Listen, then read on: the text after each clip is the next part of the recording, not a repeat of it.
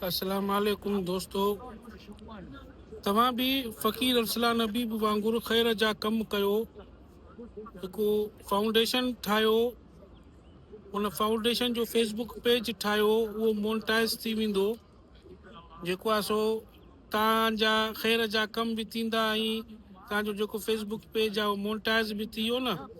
तव्हांजो मंथली हिकिड़ो सैलरी ठही वेंदो, 1.5-2 लख रुपयनि जो। त ईअं सम्झो माना तव्हां कंहिं नौकरीअ में लॻी वियो, को इदारो क़ाइमु कयुव, उन इदारे तरफ़ां मैनेजिंग डायरेक्टर जो या CEO जो तव्हांखे हर महीने पगार मिलंदो। तव्हां ग़रीबनि जो हमदर्द बि थियो, ग़रीबनि जो मदद बि कयो, ओॾो तव्हां 2 रुपया बि कमायो। सो कोशिशि कयो जेको बि साहिब हैसियत आहे कंहिं शइ को ड्रिजे न। तनक़ीद थींदुसि तनक़ीद, लेकिन उन तनक़ीद खे बर्दाश्त करे वञे। हे मां अलाह जे हबीब जे शहर में वेठो आहे, मदीने पाक में। सो उनखे ॾिसो, उनजो जेको उम्मत आहे, ग़रीब मिसकीन आहिनि, अबोज आहिनि, उन्हनि जो मदद कयो। ये तनक़ीद पंहिंजे ज़ात ते बर्दाश्त कयो, अलाह तव्हांखे अजुर ॾींदो, महिरबानी।